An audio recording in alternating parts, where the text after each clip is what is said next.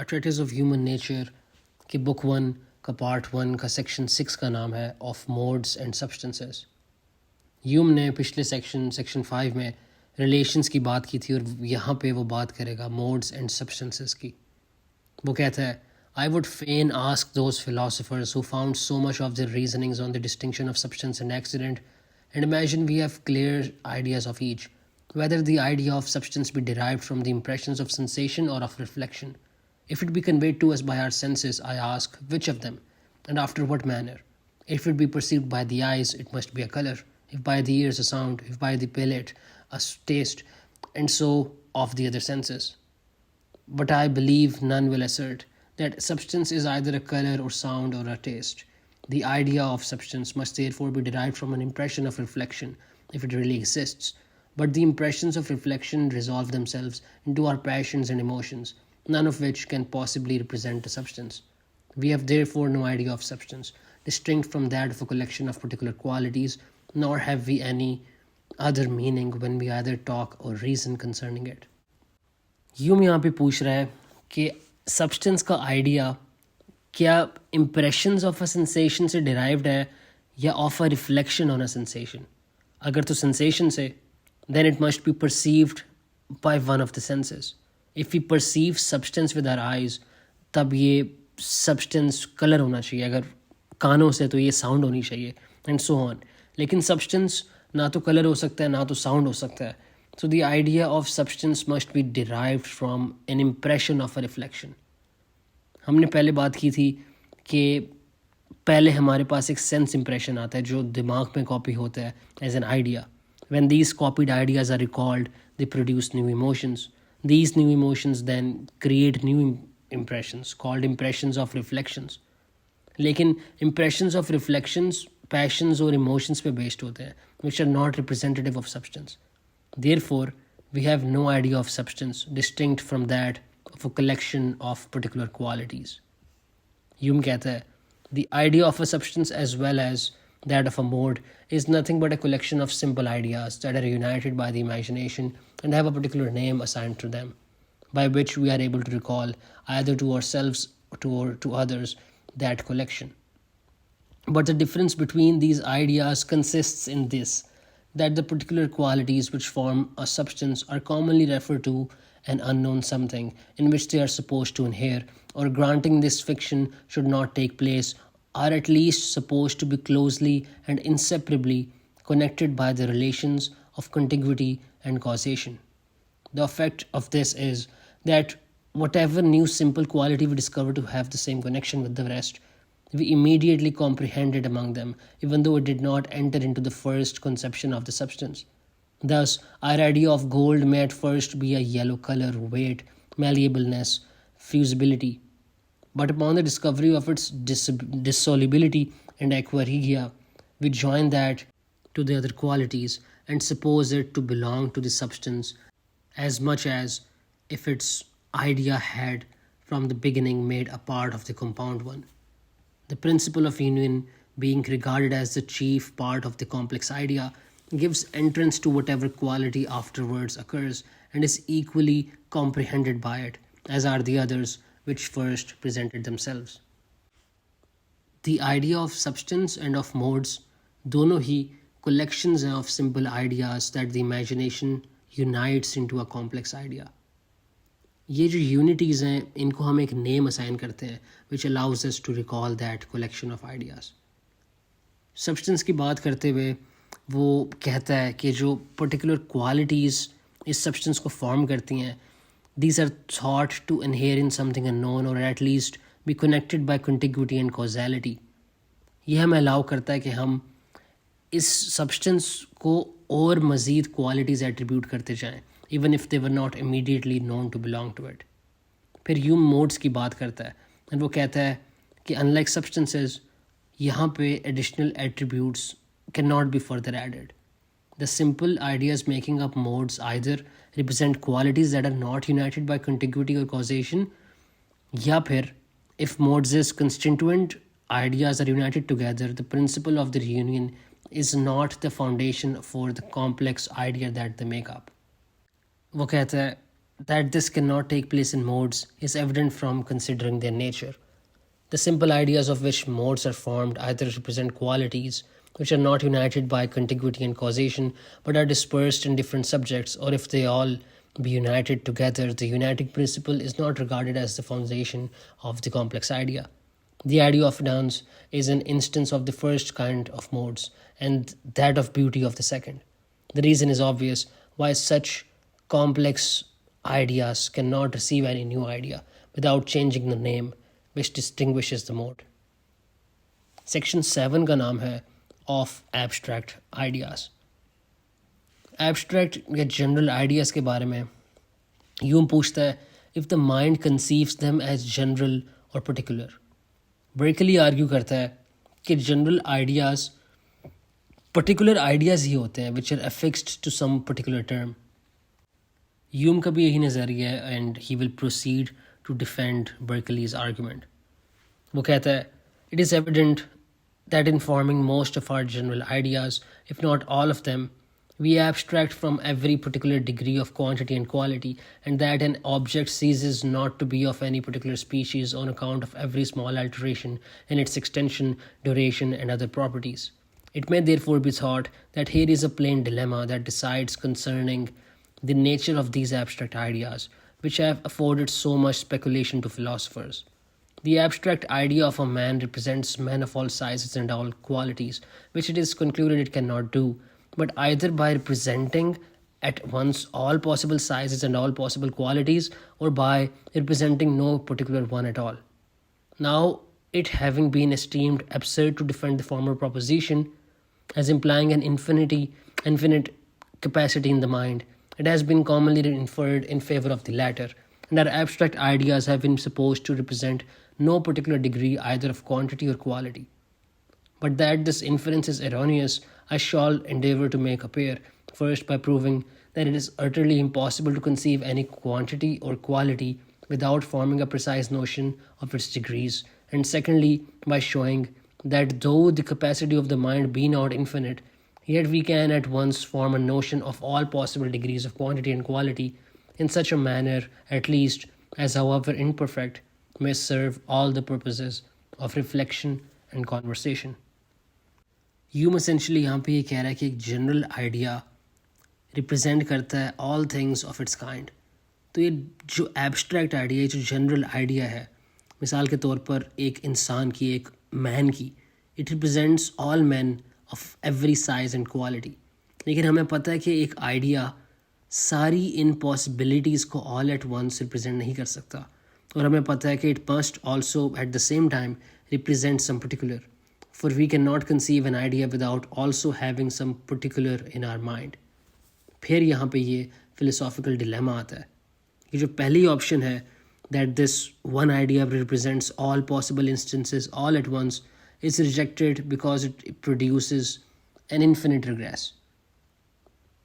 तो यूम यहाँ पे कॉन्ट्ररी आर्ग्यू करेगा कि it is impossible to conceive any quantity or quality without forming a precise notion of its degrees.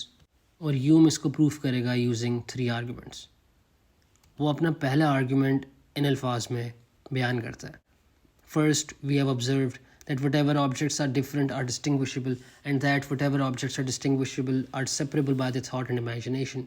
And we may here add that these propositions are equally true in the inverse, and that whatever objects are separable are also distinguishable, and that whatever objects are distinguishable are also different. For how is it possible we can separate what is not distinguishable or distinguish what is not different? In order therefore to know whether abstraction implies a separation, we need only consider it in this view, and examine whether all the circumstances which we abstract from in our general ideas be such as are distinguishable and different from those which we retain as essential parts of them. But it is evident at first sight that the precise length of a line is not different nor distinguishable from the line itself, nor the precise degree of any quality from the quality. These ideas therefore admit no more of separation than they do of distinction and difference.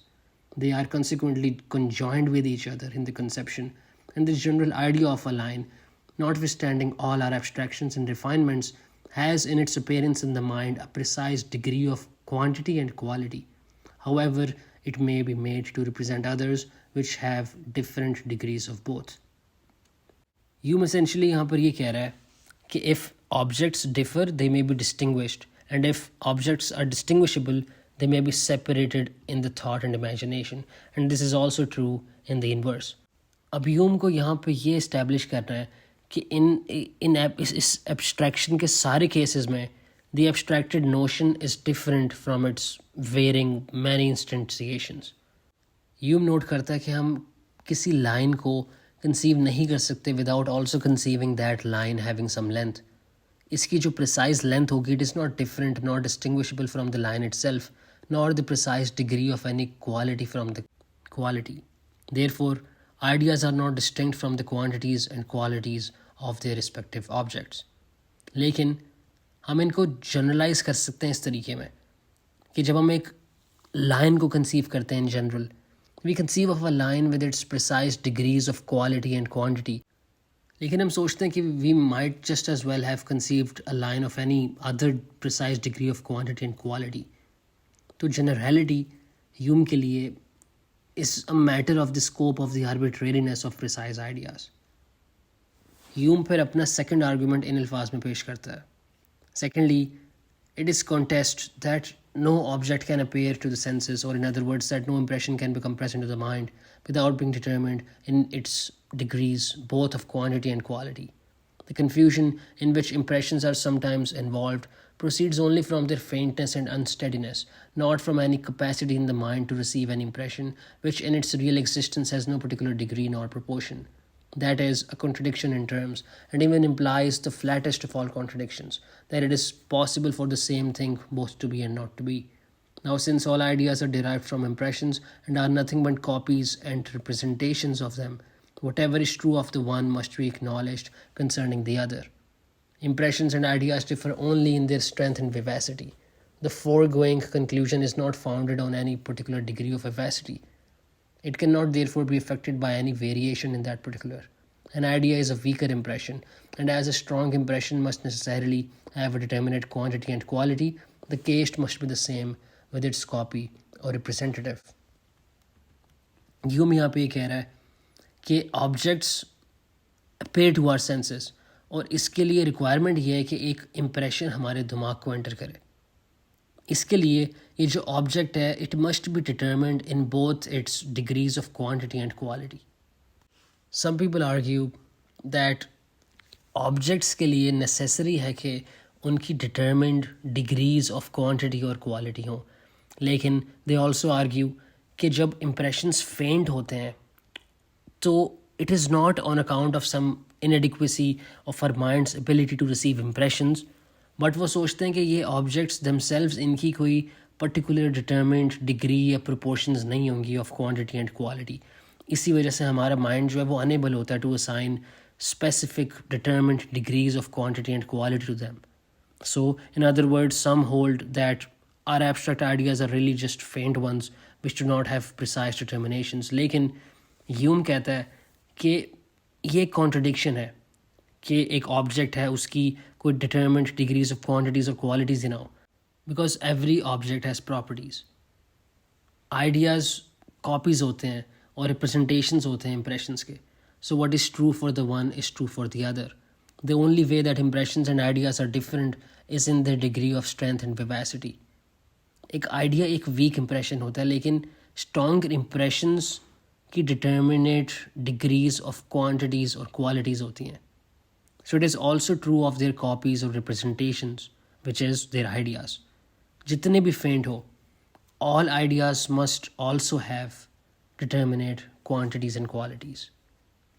Hume अपना फिर तीसरा argument propose करते हैं इन अल्फाज में. Thirdly, it is a principle generally received in philosophy that everything in nature is individual, and that it is utterly absurd to suppose a triangle really existent which has no precise proportion of sides and angles. If this therefore be absurd in fact and reality, it must also be absurd in idea, since nothing of which we can form a clear and distinct idea is absurd and impossible.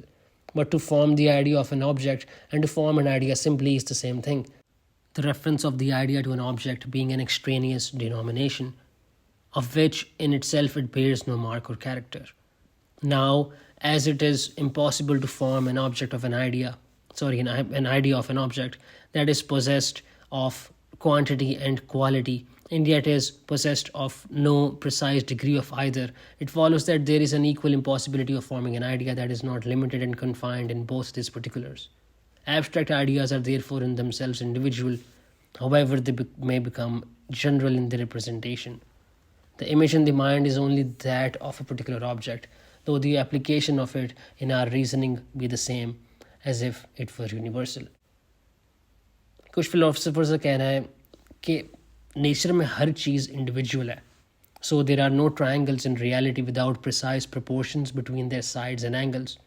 And because it is absurd for there to be indeterminate triangles in fact and reality, it is also impossible that we may have an idea of a triangle without such precise determinations, for we cannot form ideas that are absurd and impossible.